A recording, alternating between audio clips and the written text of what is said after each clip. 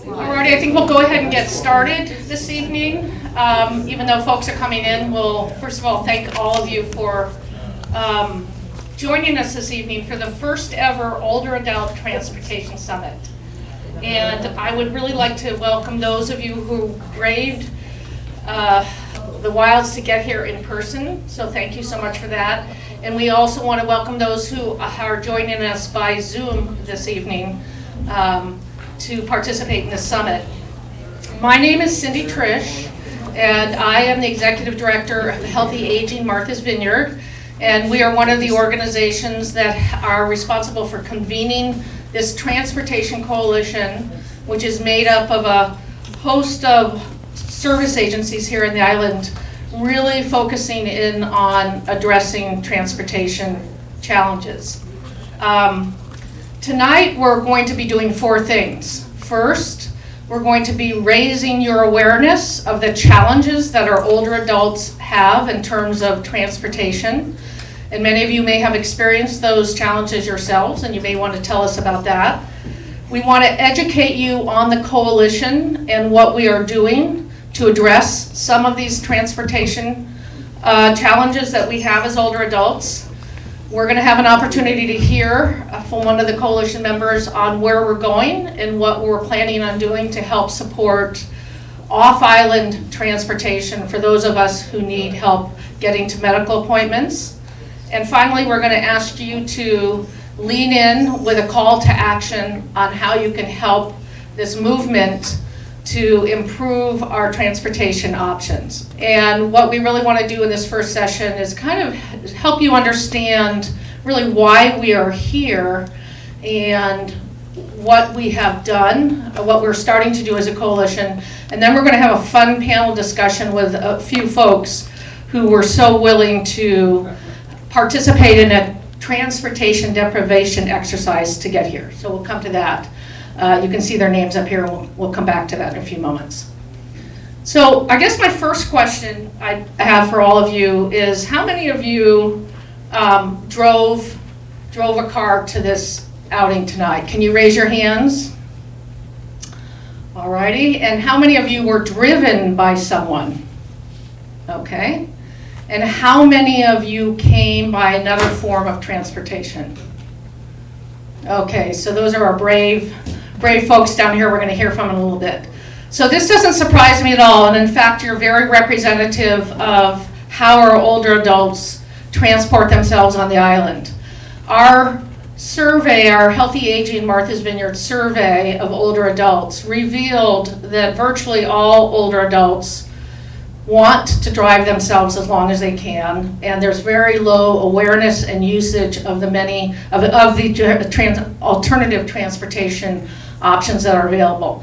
And this is a big deal, particularly because we are a big deal. 1 in 3 of our full-time residents on the island are over 65, and we're estimating, if things go as we expect, that by 2030, 25% of our older adults will be 85 or older, which is really one of the tipping points for transportation needs. So with that in mind, we recognize that there are other challenges on the island that impact and make it more difficult to create an opportunity to try new transportation options. Some of the challenges that are unique to us are that we have to go off-island oftentimes for our medical care, despite the fact that our healthcare providers on the island are adding specialists and capabilities. We still have to go off-island frequently for medical transport. This can become a huge challenge when you can't drive yourself or you don't want to drive yourself. And we're estimating over 7,000 trips in 2022 will occur by older adults going off-island. Throw into the mix the fact that of those older adults who do have dentists, 35% of those dentists are off-island, which again requires another trip off-island and need for transportation. The other aspect to this is, despite everything we've heard on the news about what a rich island we are in the last few weeks, the reality is that we have many older adults who live on very fixed incomes and low incomes. And our data shows that it's that group of individuals who have felt the most isolated and have felt the least access to transportation during COVID and since then. Finally, we've got some great public transportation solutions from the VTA, who's one of our coalition partners. The problem is the rural nature of the island, and oftentimes our older adults live too far from the fixed routes that are available through public transportation. So you put that all together, and we really have some unique challenges which make it difficult to create an opportunity for a different type of transportation beyond driving yourself. We also know that this is going to be, anything just over time, become more of an issue. So what we found is that when we did our survey, that about 5% of older adults indicated that they were having difficulty obtaining transportation at the time. However, almost 15% of older adults anticipate trouble in the next 2 years or will need transportation. And the older you are, the more likely you are to need transportation, with almost half of those 85 plus will require or anticipate needing some form of transportation outside of driving themselves. So there's a lot here. There are a lot of challenges, but we're certainly up to it as an island of collaboration. So with all of this information and all the great work that's been done in the past, we still recognize that there are a lot of gaps in transportation solutions for older adults. And so out of this came an island-wide coalition to deal specifically with older adult transportation. I like to say everyone owns transportation and no one owns transportation. So we came together and created a mission statement, really simply to ensure that we have transportation options for on island, so that our older adults can get to the doctor, as well as get out to see each other and enjoy the beauties of our island. So we call that enrichment opportunities as well as essential. And we're also focusing in on off-island medical transportation, because that is such a growing need. So you can see the list of members of our coalition, which is just very active members, all working together, meeting regularly, monthly, and in work groups to kind of tackle this issue. And one of our goals is to try to utilize existing assets and share solutions instead of individual organizations all trying to create something on their own. So you can see that almost all the organizations that are involved in serving our older adults are part of this. We're happy to say that the Steamship Authority, and I don't know if anyone's here or maybe on Zoom, has been our most recent new member, and we're delighted to have them work with us on coming up with the best solutions that we can.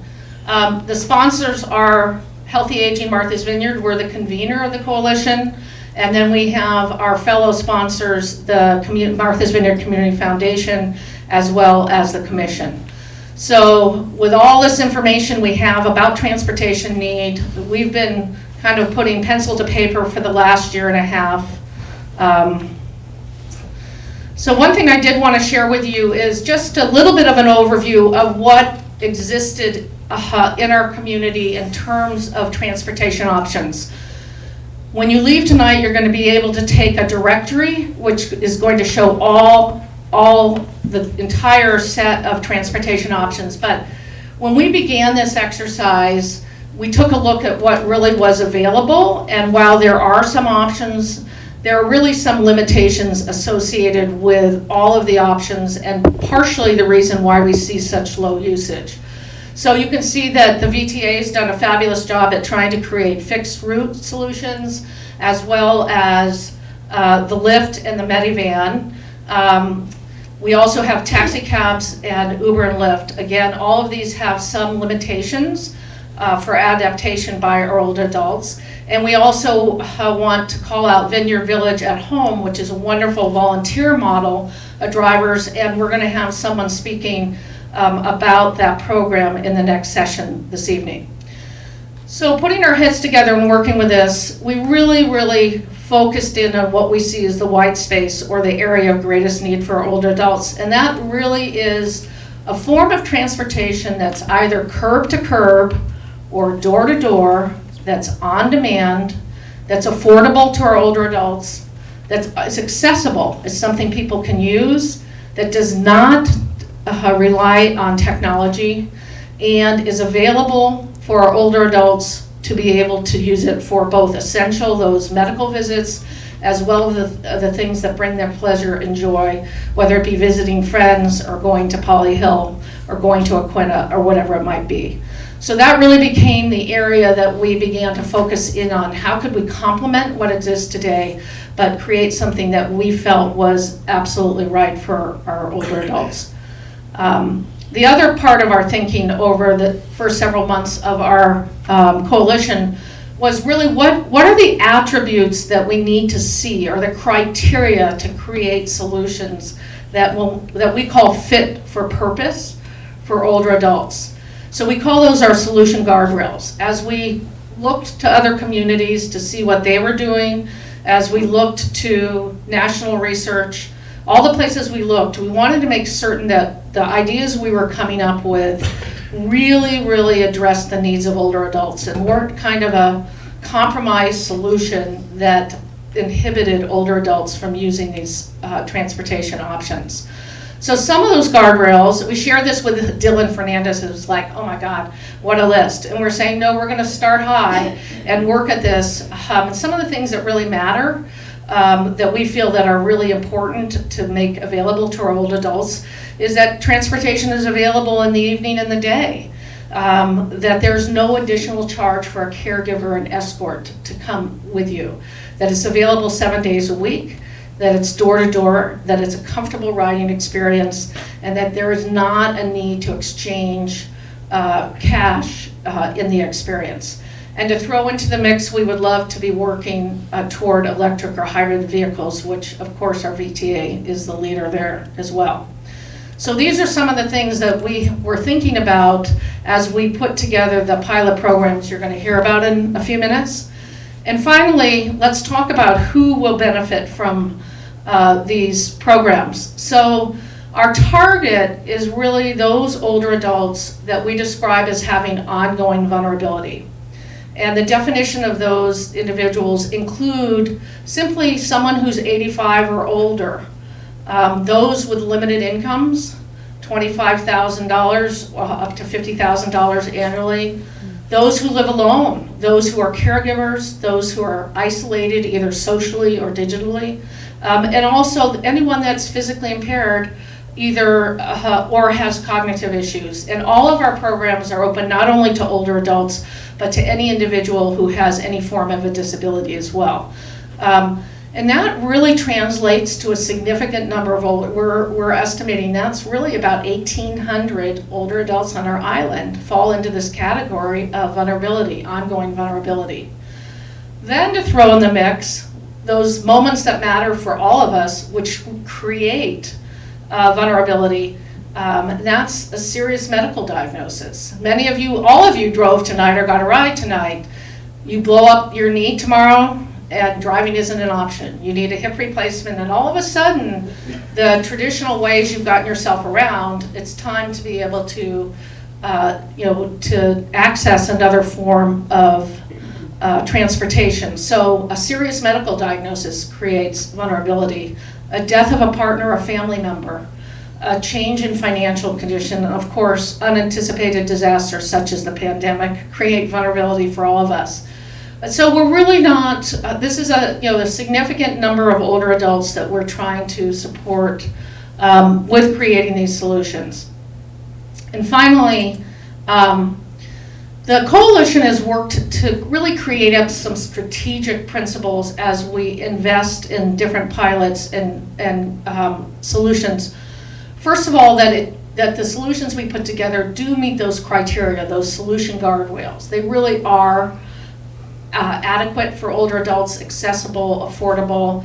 We know we have to offer a mix of transportation options because wherever we are on our aging journey, there's potentially a need for a different solution.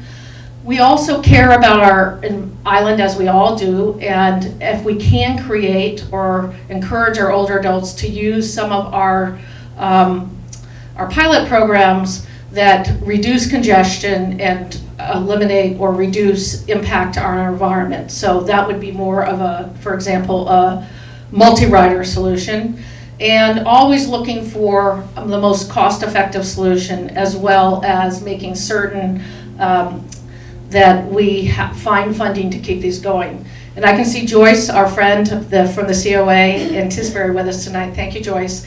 And she's always the first to say, you know, don't start a pilot program if you can't keep it going. So, and that's fair game. So anyway, so that gives you a little bit of background and hopefully makes you feel confident that the issues of transportation for older adults are front and center. We're working hard to make certain that people are aware of them, and we're collaborating as an island to share assets and come up with solutions that are available for you today. So I'm going to now kind of change directions a little bit with that background, and now you're all fully educated on this challenge. We're going to do something fun for the next few minutes. We have 4 brave individuals, and I'd ask you all to come up now and join me on the stage, and that would be Bob Tankert and Gail, I never say your name right, thank you, Barmikian, Tristan Israel, and Kathy Olson. And please go ahead and have a seat, and I'll come over and chat with you here. So yes, these are brave. These guys are brave. All right. So what we did is we asked these individuals if they would be willing to accept an assignment to get themselves to this meeting tonight. And what we wanted to do was truly to emulate some of the challenges that our older adults have in terms of transportation when you can't drive yourself, or you shouldn't drive yourself, or you wouldn't drive yourself. So each individual was given, and you can see them up there, and they're going to tell us about it, an assignment specifically curated for them. And I'd like to start here with asking each of you to share your name with us, tell us a little bit about what your assignment was, as you recall, and just right now, tell us how you felt when you absorbed your assignment. So why don't we start with you, Bob? Hello? Okay. When Cindy first gave me this information, I was in the middle of doing 10 other things. And I kept looking at it, and I said to myself, well, I got 2 cars in my driveway and a boat, so I should be able to get to any place I want to get to. You know, but then she says, well, suppose you didn't have those. How would you get to a certain place? So the first thing I thought of is that every old person should have a friend. Every old person should have a friend, whether it's a neighbor or someone that they either go to coffee with. So the first thing I thought of is that how am I going to get to a place if I don't have a car, if I don't have money, and I can't take the bus? Well, I go to church. And in church, you find a lot of nice people. At least you're supposed to. Okay? So, in my information, I said, I'll ask Tom to take me to the meeting. So I asked Tom, and Tom said, yeah, I'll take you to the meeting. I said, but Tom, you're going to have to pick me up at 8:30 too. And he says, yeah, I can do that. So it wasn't that difficult if you had a friend. If you had a friend that's willing to go out of their way to help you out. And I think being on Martha's Vineyard, the years I've been here, I've seen a lot of that. And I've participated in a lot of that. People either calling you or you're looking at your neighbor and you know, they're getting up in age and whatnot, and knowing that eventually I'm going to have somebody do the same for me in a reality. So I was thinking that, you know, that's how I would handle it at this particular time. That's basically where I would go. Thank you, Bob. Just so that you're aware, Bob's assignment was he could not access the internet to try to find information. He could not use a cell phone to try to find a friend. And I hope you did not call your friend Tom on the cell phone. Okay. And then Bob's special challenge was that he had no funds. So it does suggest a need to rely on each other. So thank you. And I'm glad your friend was so willing to bring you here tonight. We're glad to have you here. Alrighty. So Kathy, would you like to go next? Sure.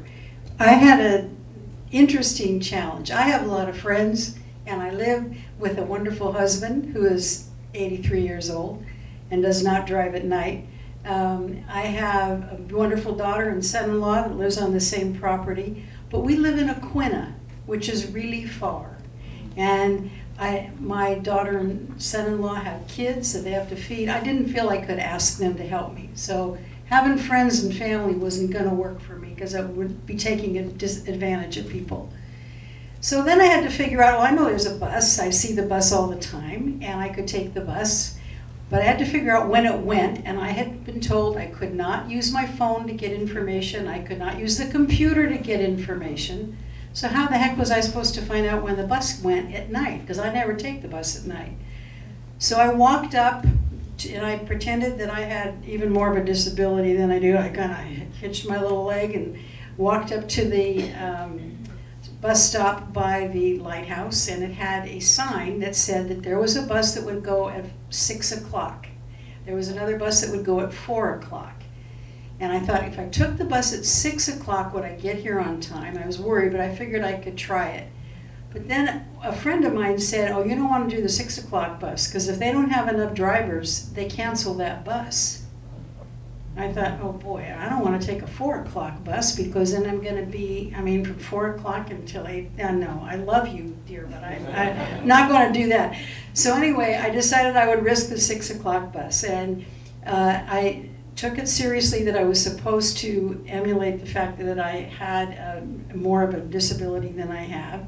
And I walked slowly with my 83-year-old husband who does have challenges, walked from my house up to the lighthouse to get on the bus. And that's quite a walk. So I left my house at 5:30 to get here at 7 tonight, I want you to know.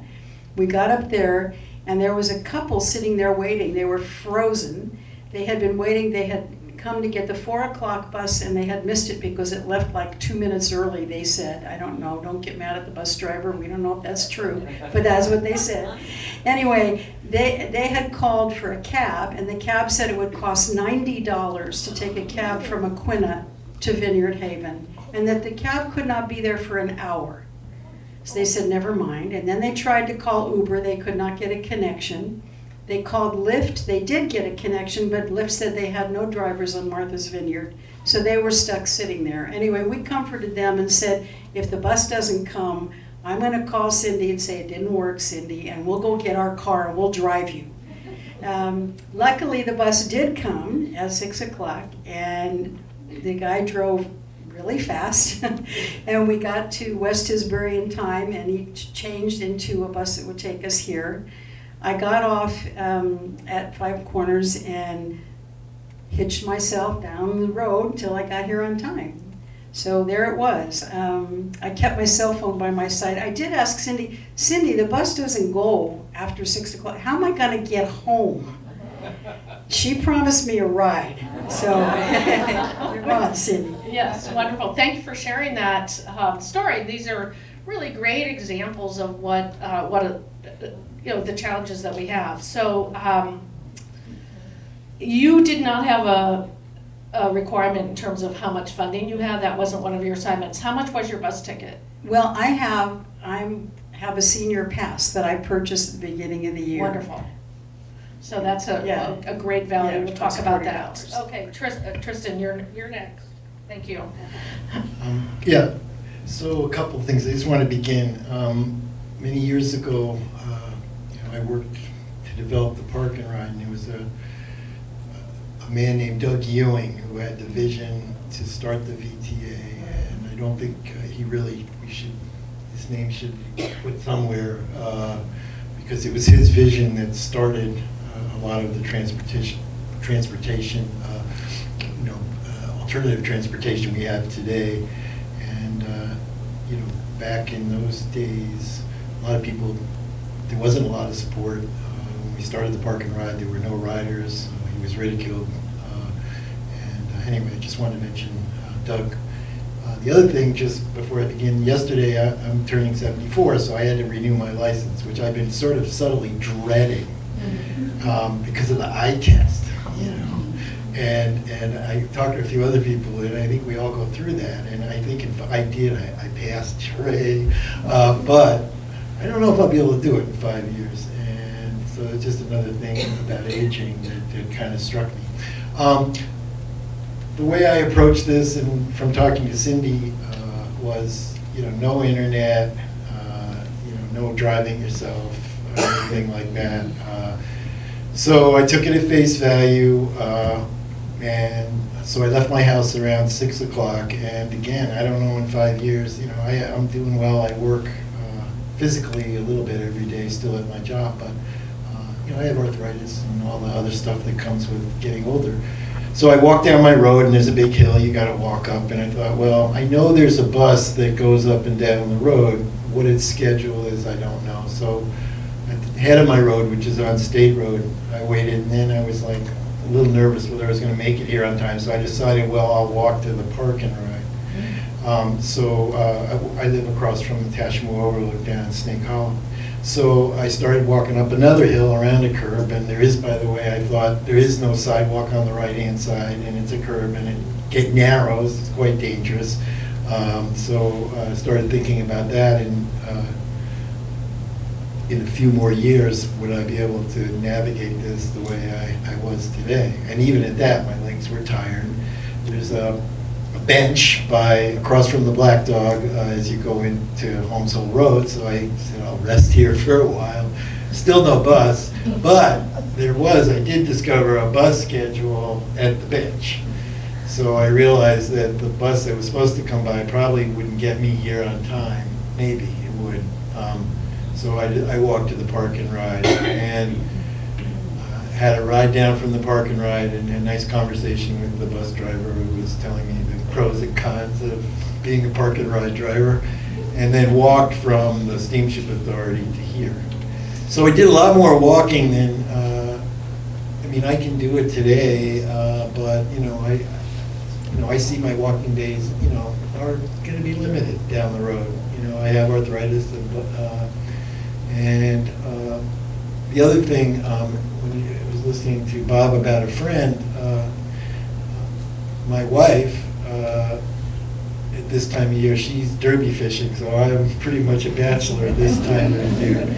But relying on other people, a lot of us were independent, and I know how hard that is. And just when you are, like when I've had an ailment or something, to ask for help, there's a certain amount of self-esteem, that goes into it.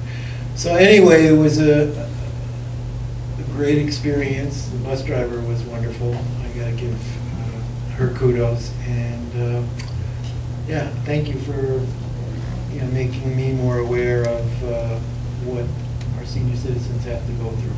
Thank you, Tristan. And finally, we're going to hear from Gail, who had a little more difficult assignment in terms of her criteria. I had a pretty big challenge. So I had no access to the internet. I had no access to a cell phone. I had to have an escort. I could not take public transportation because I had mobility issues. So and I had $5. So the only option that I saw was to ask a friend to bring me and to escort me and to stay with me and to take me home, which was really hard for me. So my story is shorter because I cheated. I could only find a friend that could bring me, but couldn't stay and couldn't come back and pick me up. And one of the biggest challenges I think Tristan touched upon was the feeling of feeling guilty to have to ask somebody after being so independent all my life, and having to ask as many friends and acquaintances as we have to ask somebody to make a sacrifice for me for 3 hours, on a weekday evening. So I didn't want to push the issue when I asked this friend if she could, bring me actually in my car and drive, and then have her husband pick her up later, so I could get back. And so that was the biggest challenge I think I found, other than the limitations that I had, was having to be dependent upon people after being so independent all my life. Wonderful, thank you so much. I think we're just going to wrap up now because we need to move into our next session, but I do want to thank these brave folks, and what a wonderful way that you described your experience, and I hope it's just a reminder to all of us of the work we have to do to make certain that we can all get where we want to go. So thank you very much. We're going to start with the next session. Leslie, you want to come on up? Good evening, everybody. Thanks so much for being here. And I really want to say thank you to those wonderful folks who took it upon themselves to take the challenge. It really points out, I think for all of us, even for me, who I've been involved in this forever, but it's more real when you really have to go through it and figure it out. So I'm here to moderate this session. We have we're not just a coalition that talks a lot about, what the problems are and tries to figure out, what the needs are and how to address them. We actually put into action some pilot programs that I think have been a real learning experience and have been successful and have helped, I think, helped us figure out ways to move forward. So this is a little description of the pilot programs that we've initiated. Different people have been involved. We've got many, our partners are up here. The Island Elderly Housing Taxi Program is one that Dorothy Young is here to talk about, so she'll tell you more about that. Go-Go Grandparents is something that Cindy has been spearheading and is here to talk about that. The Councils on Aging shopping shuttle, and that's actually something that the Center for Living, I've been involved in and been trying to get that off the ground, and so I'll talk a little bit about that. And also, the Center for Living, we operate a supportive day program 5 days a week for vulnerable seniors and to give their caregivers respite, and we need to provide transportation for those folks to get to and from the day program. So that's something else we've been, we initiated in October. And so we actually have a VTA van that we have a driver for, and we are providing some of that transportation. So we're very involved in moving these pilot programs forward and finding solutions. So I guess we'll start with the Edgartown Council on Aging. Also a shopping shuttle, but it's a little different. It's a volunteer-based program. So Thanks, go ahead, Leslie. Lindsay. Can everyone Lindsay hear me? Famaris. Hi, everybody. I'm Lindsay Famaris. I'm the administrator at the Council on Aging in Edgartown, and I'm so excited to be here and to see you all. And I know there are a lot of people on Zoom right now, and I think it just shows how important this issue is and how hard we all need to work, and we need to work together to come up with the solutions that make it easier for all of us to stay here on the island. So it's called a shopping shuttle officially, but I'll tell you a little bit about how we got started through the work of this coalition.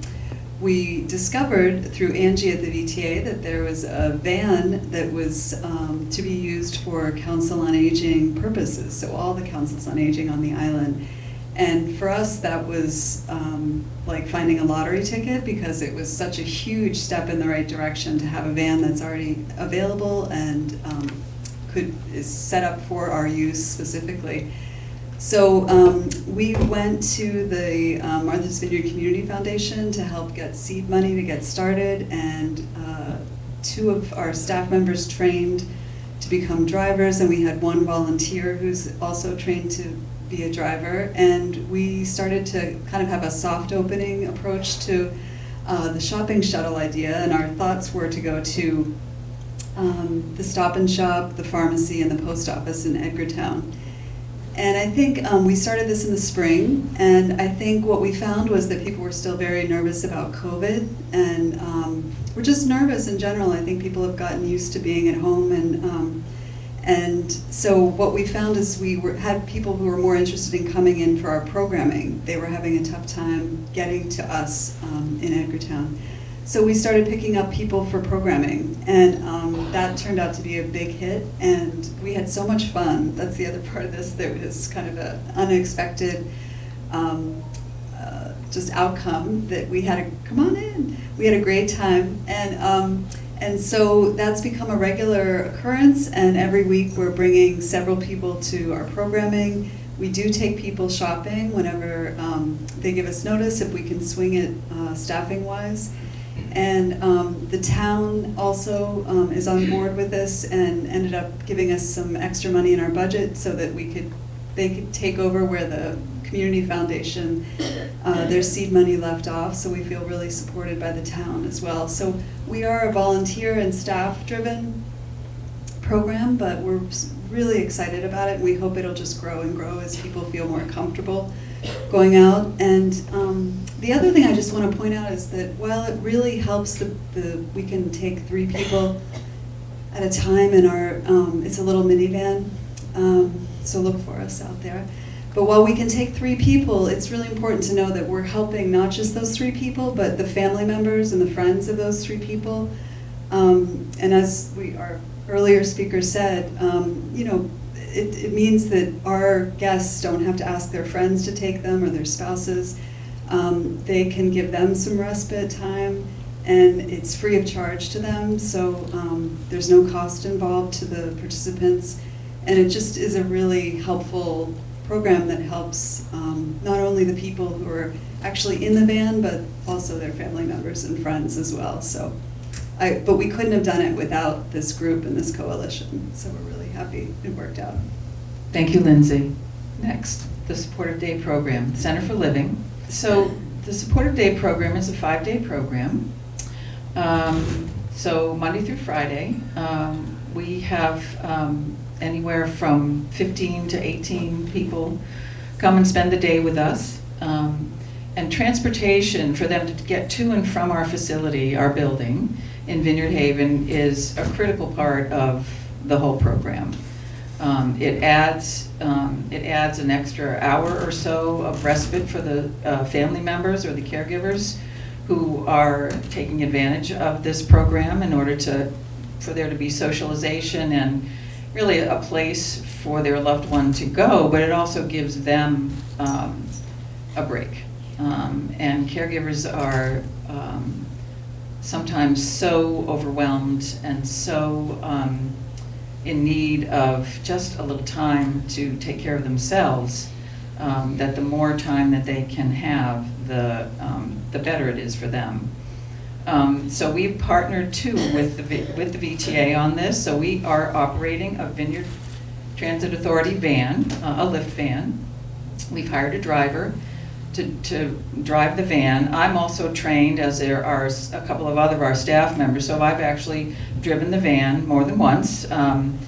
It's not hard. It takes a little getting used to, but it just really adds so much more to what we can offer to any family. So it's really important to keep that going. The towns all support us in this. We've gotten funding and support from the Community Foundation. So that's, I want to say, Lindsay mentioned funding as well. I think funding is a critical piece of all of what we're trying to do here. So it's just important to keep that in mind, I think. And then the other thing that I'm involved in, the other piece that we're doing, is the shopping shuttle, and it's a similar purpose to what Lindsay is doing, but it's to utilize further the van that we have. So we have the van that we're using to take folks to our day program Monday through Friday.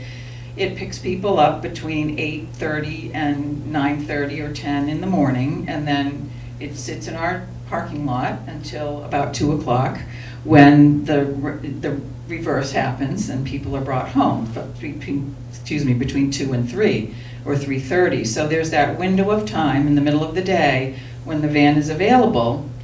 And I figured if we can find, or the whole coalition figured, if we can find another driver, which I am still looking for, but someone who will, say, for example, on Tuesdays, would make a run to Oak Bluffs and pick up, some, 3 or 5 or 6 people who want to go to Reliable or the post office or to the pharmacy or the library, or maybe to the senior center, and do some of that middle day transportation for folks. Then we could offer it on Tuesdays in Vineyard Haven, for example. And folks in Vineyard Haven, we could get a group of folks together through the Tisbury Senior Center, and they could go to the Stop and Shop and the post office, and again, to the senior center or other places in town that they might like to do their errands.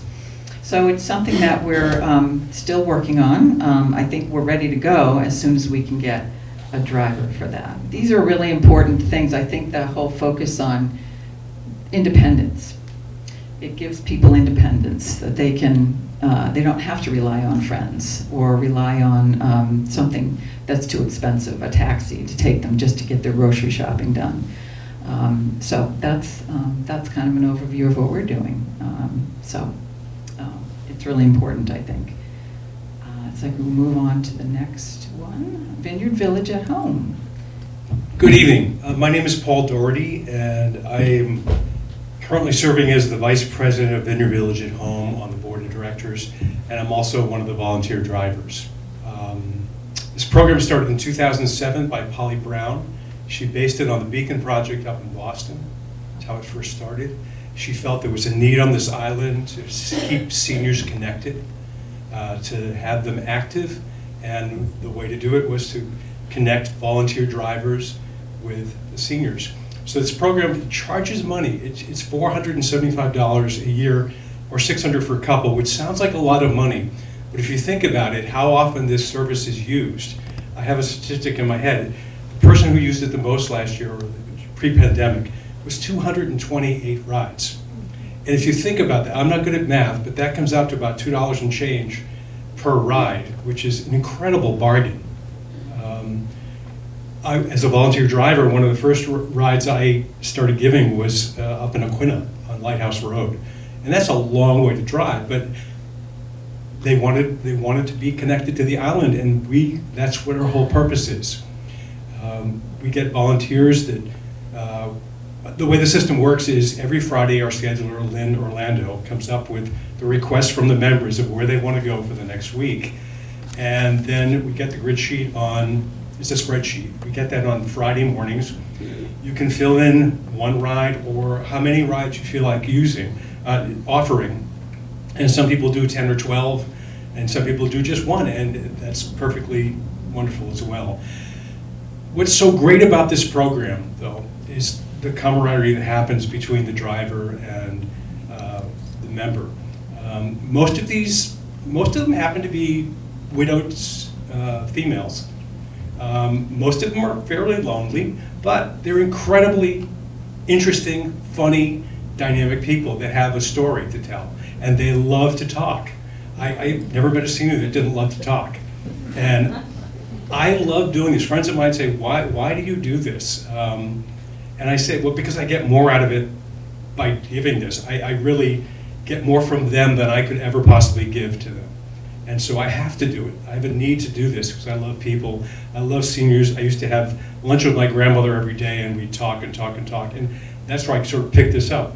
Before I moved to the Vineyard, I was doing this on my own in Connecticut. And when I came here, there was an article in the paper about Vineyard Village at Home. And I said, oh, that's what I was doing. I can do that. So I called Polly Brown up, and she checked my driving record to make sure I wasn't a reckless driver, which they do for everybody, and then connected me with people. And the first person she connected to me was somebody that we could not have been more different from the cultures we came from. She was an African-American woman in her late 80s. I was this very white boy coming here, and we bonded. There was something that drew us together, and we stayed friends until her death. And I just love this program.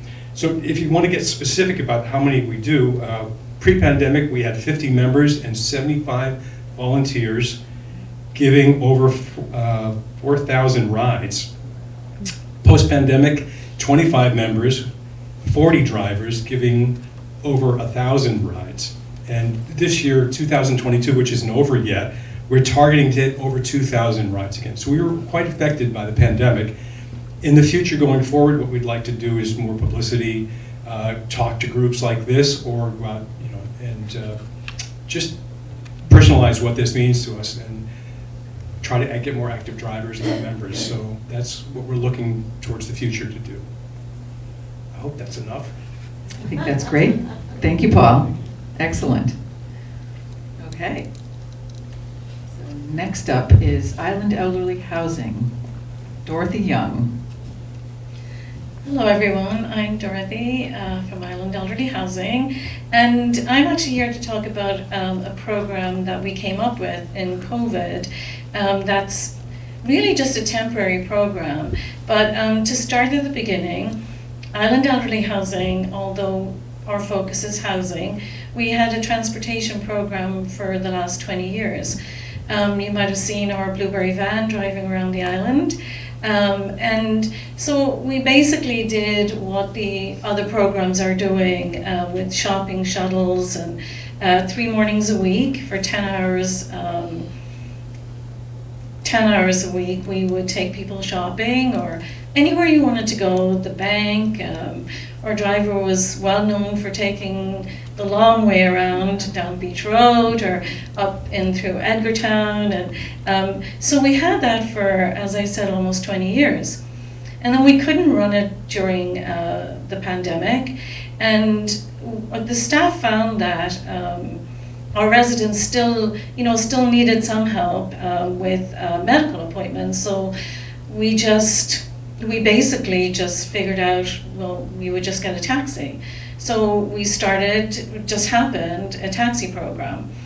And, I'm in my office all the time, so people would call me, I would call the taxi company, and we would arrange it, and we paid for it. And it's really, basically was just started because we needed to, but we've kept it going, and, we will as long as there's a need. However, in the 19 months since we've ran it, we had about 310 one-way trips for medical appointments. But when the coalition started to bring other programs on board, the need really dropped off. We think a lot of our residents are using GoGo Grandparents, and so we're still doing the program, but just for comparison, in May 2021, I did 47 one-way trips, and in May of this year it was down to 16. So our residents are finding other options with all these great options that have come out in the last year and a half, which is great. As I said, we're more focused on housing, but we really want to, if we see a need, we want to fill a gap. We also started a shopping shuttle, which is basically a taxi that goes to the food pantry once a week. But for our residents, a lot of our residents drive. In doing that program, we really only served about 20% of our residents. Very few residents use the shopping shuttle. So we think in the future that residents will use other options that are available, and which is great because the taxi just takes one person. It's not cost effective, and it would be great to see our residents be served by the other programs. So we're really thrilled with all the work that the coalition has done, and definitely feel like it's made a really big difference. The other difference is with GoGo Grandparents, it's so flexible. And I think that's what our residents liked about the taxi program versus the Blueberry van. The Blueberry van went on specific days to specific places, whereas with the medical or the on-demand, You basically could go whenever you wanted. So I think that it showed us that actually is, what a big need is. So we're very grateful to the coalition for coming up with solutions for our residents. And we were glad to be able to come up with something, but it is temporary because it doesn't. The taxis aren't accessible. So we're hoping for some other solutions in the future. So thank you very much. Thank you, Dorothy. And you've hit on something else that's really important, accessibility. Taxis are wonderful, but they are not accessible to many, many people. And that's why even the minivan that Lindsay, that the Council on Aging uses, has a wheelchair access, which is great. So vehicles like that are really important for us to have in our fleet, so to speak. So next would be, and your mention of GoGo grandparent brings us right to it. Cindy Trish about GoGo grandparent.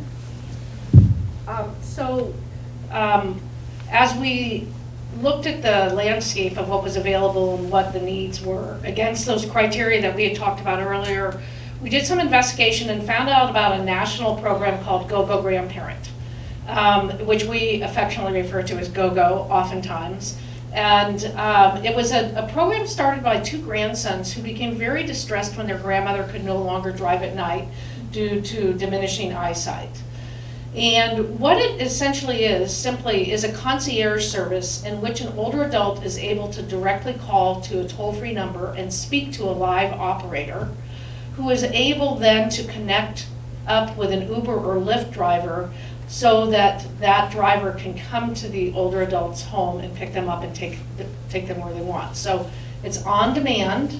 It's designed so that our older adults can use it in order to get to essential appointments such as doctor's appointments, as well as going to the grocery store, as well as going to Aquinnah, as well as going to the library, or anything that brings them pleasure and joy in their days here in the vineyard.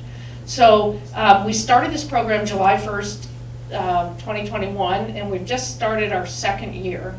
It served in the first year over 75 participants, and we were able to complete over 800 rides. And when we took this on, we were concerned about Uber and Lyft drivers. Would there be enough of them? Would they be good to our older adults? GoGo Grandparents requires them to have a special certification in order to drive older adults, and they also are able to track and watch each individual trip in real time and interact with the driver. Our older adults have really enjoyed this because they do not have to have access to technology. They don't know how to download an Uber or Lyft application to their phone. And for the most part, we've had really good luck. We were concerned would there be enough drivers in the summer as well as in the winter with all our seasonal visitors. And what we found is, for the most part, we've been able to serve the needs of our older adults. This program's been specifically on island. We're experimenting with off-island solutions for medical transportation, and we'll hear a little bit more about that in the next session. We've been fortunate to have this be grant funded from a number of local sources, starting with the Martha's Vineyard Community Foundation. Our Martha's Vineyard Savings Bank Charitable Foundation has also provided funding. We want this to be easy, accessible. Our older adults get into private cars so they don't have the van issues of taxis, and it's something we really hope that we can continue on with going forward. So thank you. Thank you, Cindy. So that kind of wraps up what we've done so far, what we continue to do. And so I'm just going to finish this portion with a little information on, I think, the way the participants in these programs have felt. We've served more than 200 participants with 2,600 or more than 2,600 rides. And what people say is that it has had a very significant impact in a positive way on their quality of life. As some of our volunteers who, went through the process of trying to get here without some of the resources that most of us have, when you can get somewhere that you need to go on your own, that makes you feel good. And it improves your quality of life. It makes your life better. So that's what we're all about, and that's what we're interested in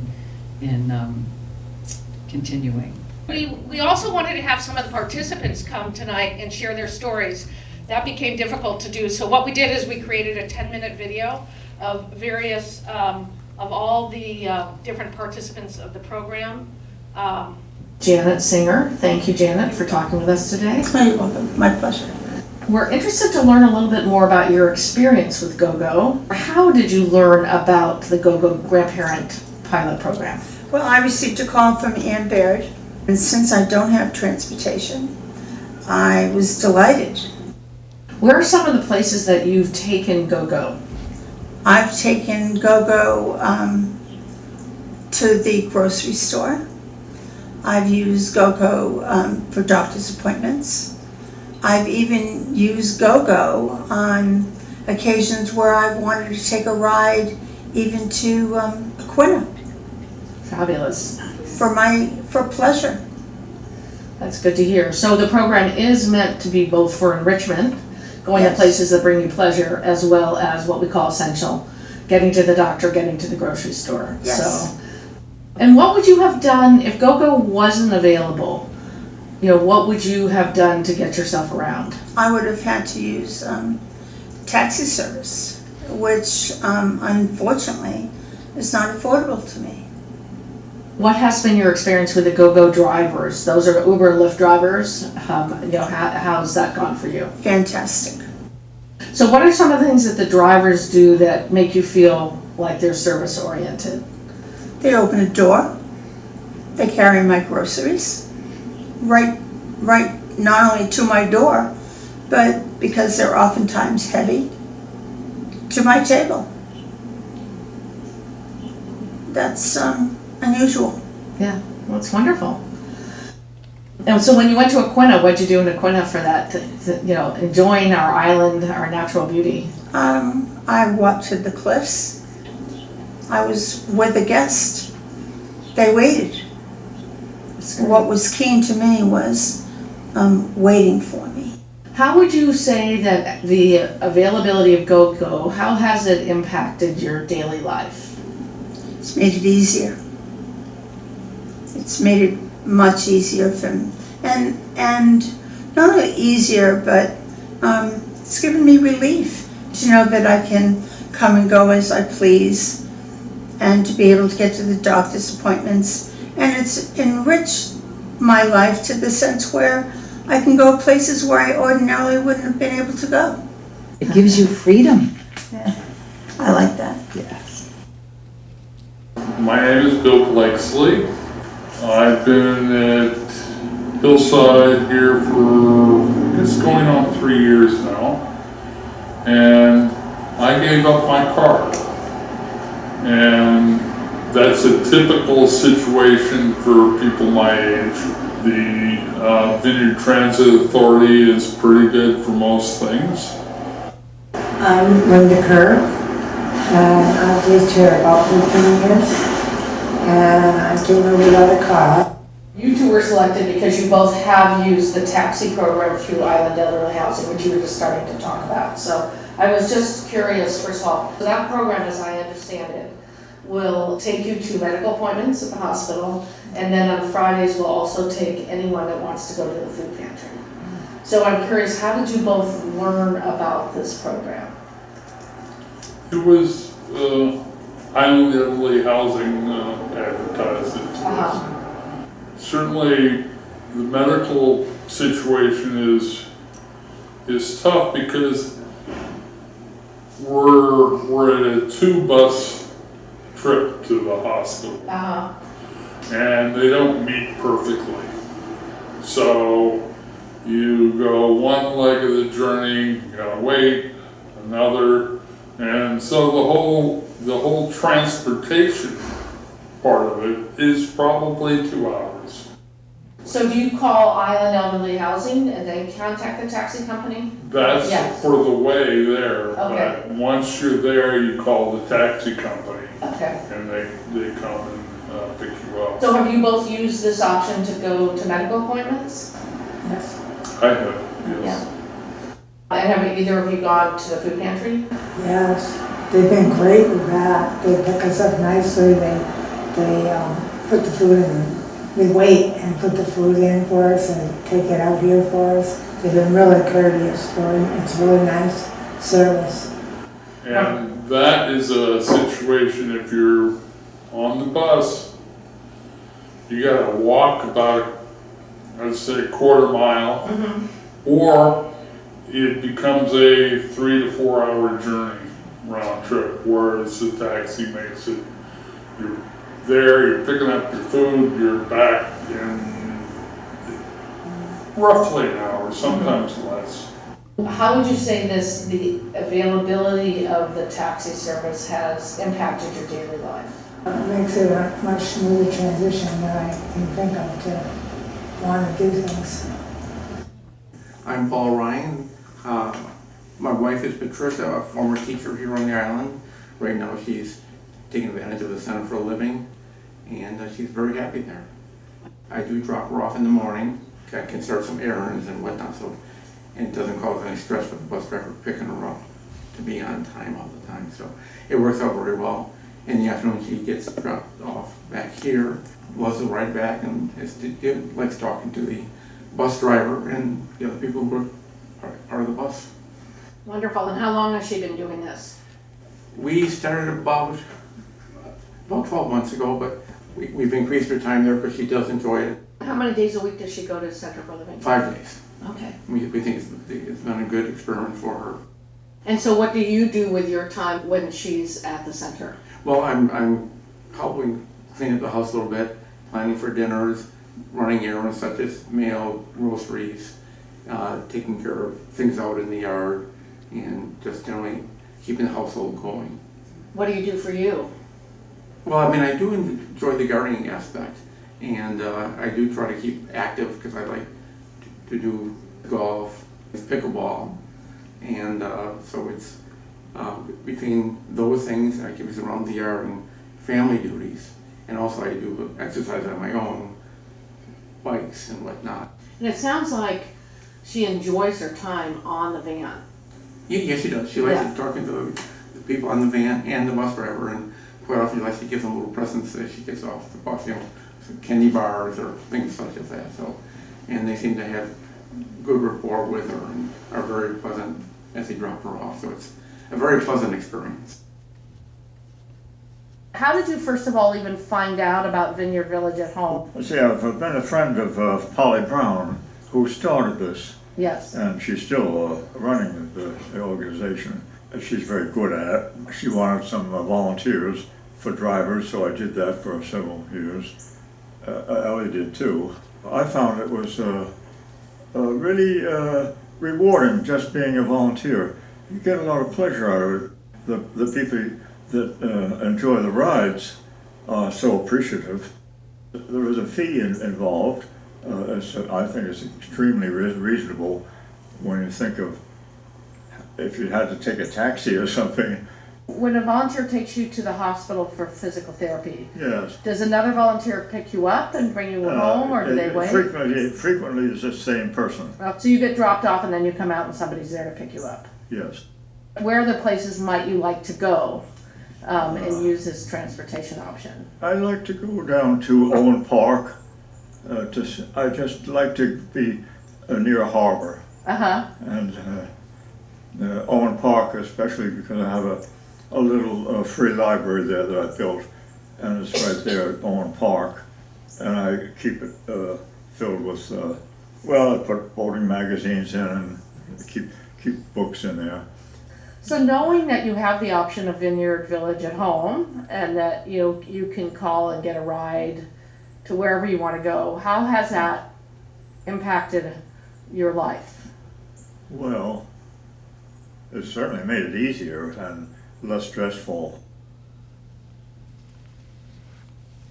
We've brought together a group of individuals who have been able to utilize one of our pilot programs, the shopping shuttle that is offered by the bankers, the Edgartown Council on Aging. How would you say the opportunity to be able to come to the council and meet with each other, how's that impacted your lives? No longer can drive, and I really need this kind of transportation. And then I got this stupid gift that keeps on taking, Parkinson's, and it ended my activities. And this transportation is vital for me as well, to get back and forth to the sessions that you have here, which I find very interesting. And without that transportation, I would not be able to get here. On Wednesdays and Thursdays, I'm committed. Wednesdays we meet at Dick's house, Thursdays we meet down here. It's something that I think we all anticipate, look forward to. Folks here who are involved in the transportation aspects have been just wonderful. They've been lovely, they've been timely, they've been communicative. Nothing but good to say about them, and grateful to have their service. Any closing comments you have, Maris? As being a pioneer and getting a sleigh van off the ground? Well, I want to thank you for all of your hard work, because it really has paid off. We have such a great advocate in you and your organization. And I also want to thank these guys here for saying, you know what, I'm going to get over it, I'm going to say yes, and now we get the value of all the richness that you have to offer just in your presence. And I really truly mean that. We all are so grateful that you're part of our family here at the Anchors. Well, I'd like to go on record thanking Maris for all she does above and beyond. Alrighty, so that definitely gives you a sense of the impact that these programs have had on our older adults. We are just about to go into our third session, so thank you so much. You all can step off. I just want to take a moment. If there are any questions, I know we're running a little short on time, but Hillary, do we have questions in the chat box? We're good there? Okay, anyone here have? Yes, Hillary, can you run up to that individual? Here you go. My name is Mary Spencer. I live on Chappaquiddick. I'm 76, and I'm fortunate to still be able to be a part-time bus driver for VTA. But in December, I'm going to have a hip replacement. And one of the things I've been increasingly aware of is that there may be plenty of opportunities for our Chappaquiddick residents, our elderly people, to be picked up in Edgartown. We have no way to get from our homes on Chappaquiddick across to Edgartown. So I'd just like to put in a word. We're a part of the town of Edgartown, and we sure would like to be included in some of these programs. Thank you so much, and it's definitely something on our radar screen, and it's good, and best of luck with your surgery and recovery. Any other questions from the audience here? All right, well then we'll continue on. It's over to you, Dan. Thank you, Cindy. My name is Dan Doyle. I'm a planner at the Martha's Vineyard Commission. Thanks to everyone still with us at home. And as Cindy mentioned, we're going to take a look a little further, what sometimes feel like Siberia, when the wind starts to blow and the boats start to cancel off island. This is when the plot thickens. We can all grape and groan. We're good at that when it comes to the logistics of taking a ferry when it gets involved. But the sacrifice becomes very real when, suddenly you need to get to an off-island provider. As good as our hospital is, we know that we can't have all specialists all the time when we need them in Oak Bluffs. We have to get off-island.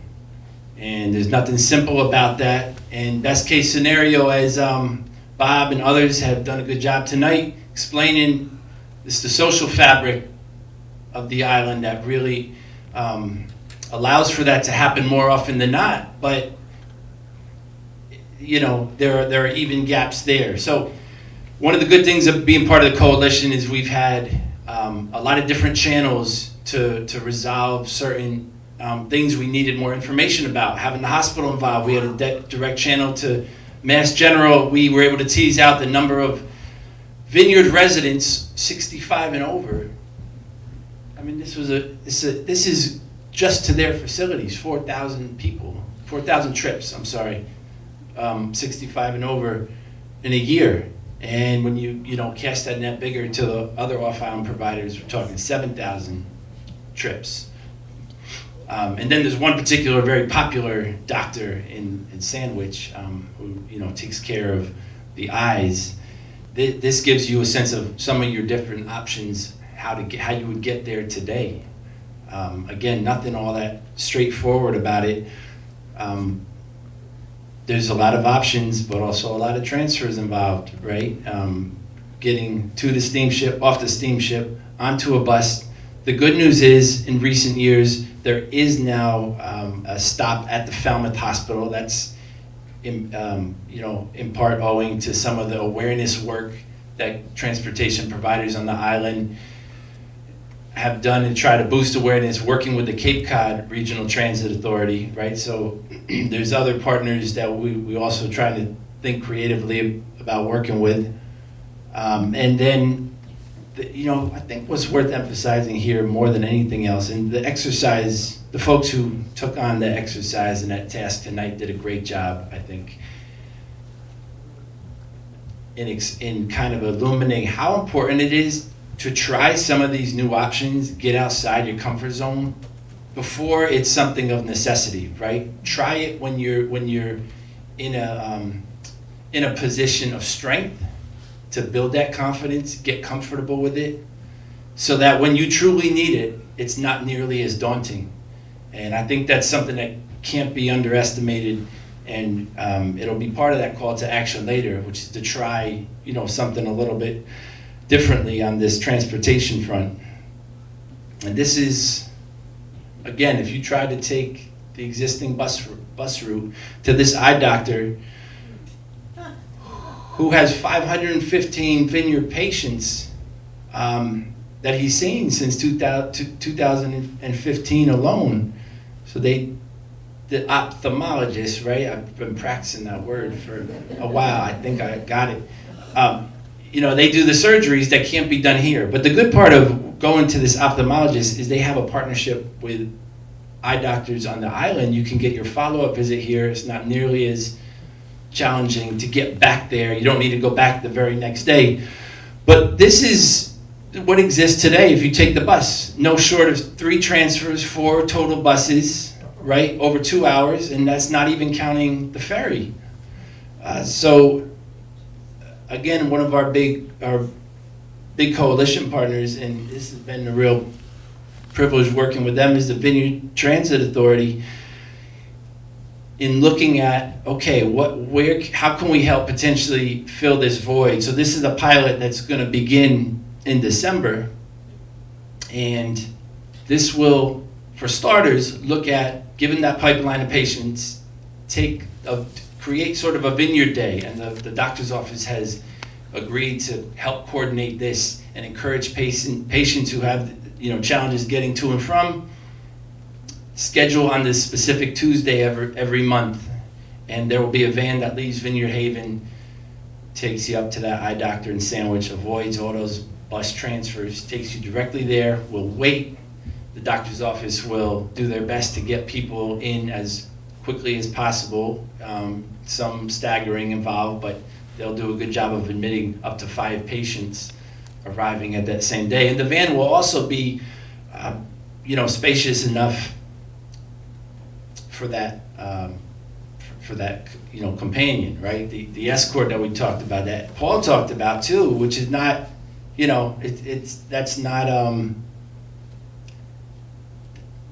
There's benefit to that, right? There's value to that, but we do recognize it's a bigger ask, right? Because we're going off island, and in all likelihood, that amounts to a bigger time commitment. But the hope is that there's also some social benefit to this, and takes people out of isolation, which has been compounded by a pandemic. So this will launch in December. We're going to start it once a month, revisit the demand, with the opportunity to potentially increase it if there is, if the demand justifies. But it really did involve a lot of coalition meetings to tease out and talk through, a solution that we think will really fit. And this will be kind of a beginning pilot that we can hopefully build on for some other, destinations off island as well. So with that, I'll turn it over to VTA Administrator Angie Gompert. All right. Thanks, Dan. Good evening, everybody. I just wanted to kind of give a brief overview. Most of you know the VTA, what some of the things that we're good at and other things that aren't necessarily our primary role, but things that we can continue to work on as we forge forward in transportation coming out of a pandemic.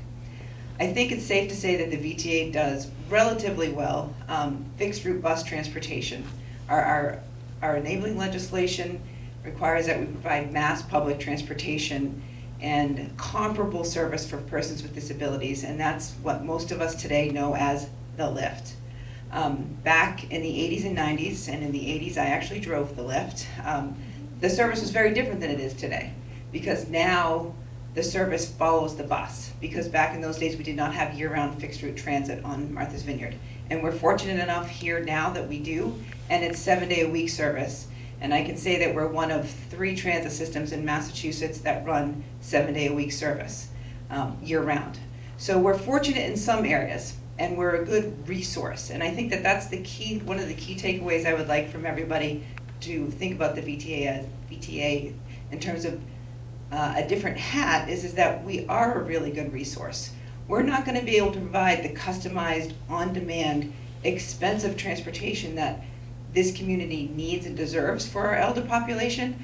We're not going to be the service provider for that because we don't have the funding for that. I don't know that anybody has the funding for that, but we can certainly be an asset and help solve as many different situations that come up.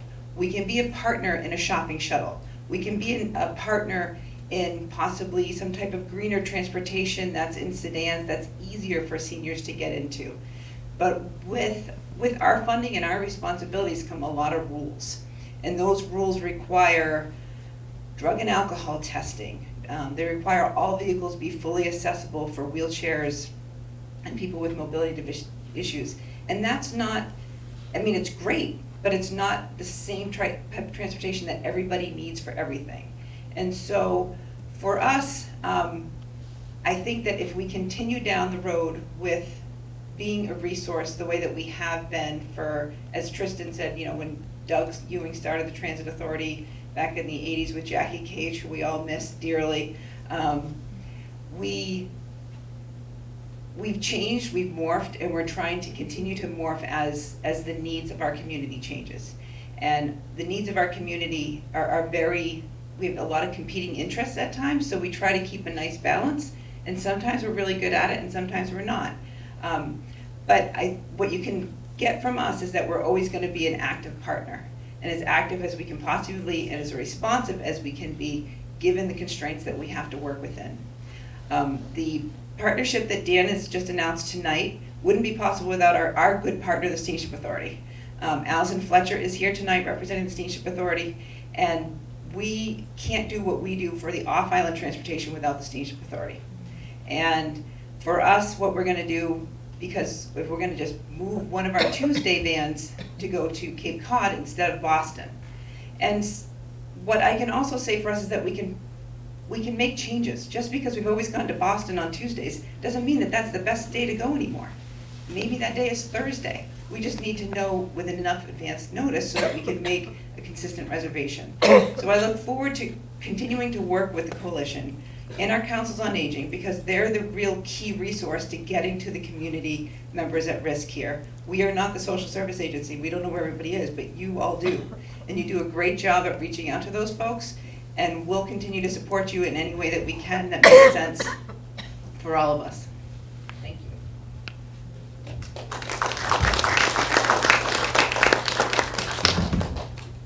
Thank you, Angie. As we mentioned a couple times, they've been an amazing partner to the coalition and more than generous with their assets, their expertise, in helping us think through some of the opportunities and solutions we can come up with. So we're just about wrapping up tonight. I am excited to announce something else the coalition has put together. So the first time that I'm aware of, We have an actual physical directory of all transportation options available for older adults, both on island and off island. One of the challenges that many of our agencies have is the one-on-one conversations with older adults because it's confusing, and all the different sources of information. So we made it our priority to actually put together this directory. This directory includes a phone number for every option, including the pilots that we've talked about tonight, so you're able to read more about those. We also have included in this all of the steamship information on medical transport, which sometimes is hard to find, as well as the Transportation Access Program through Community Services, which funds some of the costs of off-island transportation. So we hope these will be outside on your way out. You'll be picking, you're more than welcome to take one with you. Keep it at your house around. Take it some time to go through it and become educated on what we have. These also will be available through the Council on Aging, through the hospital, through the libraries. Get the word out, because I think this is sorely missing for many of our older adults. So in closing, I just wanted to, again, ask you, first of all, thank you so much for your attendance, both virtually and in person. But we always have a call to action, don't we? And something that we're hoping that tonight will start perhaps, raising awareness and some education around. But, when I asked who had gotten here via car, well, virtually everyone had, except for our brave volunteers. And this is really an opportunity, as Dan said, to maybe think outside the box a little bit, to be willing to try something new and to challenge yourself. It takes, we know, weeks and months to create a new habit, but to challenge yourself to try out some of these transportation options, why it's easy to do, and to learn a little bit more about what's out there for older adults. This can certainly help you. There's a phone number associated with every solution, and we encourage you to see you on the bus, to see you at GoGo, to see you on the shopping shuttles, to try out some of these different programs. And the key to all this is to be prepared, to be ready for that inevitable, or perhaps not inevitable, replacement of your hip, as our friend here is going to be taking on. There are so many opportunities to lean in as a volunteer, whether it be with the Council on Aging shopping shuttles, whether it be through Paul's program, Vineyard Village at Home. And we know that our older adults are really the backbone of our volunteer programs on the island. So you've heard tonight about some of these programs. Raise your hand if you're interested in becoming a volunteer driver. It means we can have more shuttles out, we can reach more people and improve more people's lives. Finally, educate. Tell somebody tomorrow something you learned tonight. That would be amazing. Share it with a stranger, with a friend. And leave tonight knowing that this is important, that our island cares about our older adults, and that we will continue to work on finding a way over to Chappaquiddick to serve our older adults there, wherever the need might be. And we ask for your support. Many of these programs have been grant funded from our generous on-island funders.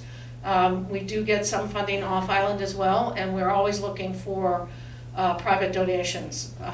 Many of our older adults, we know from the research we've done, simply cannot afford virtually anything towards some of the transportation costs. So something for you to keep in mind. So we thank you for coming tonight. We look forward for you to be part of our movement. And if anyone has any additional questions, feel free to come up and ask us afterwards. But thank you so much for coming.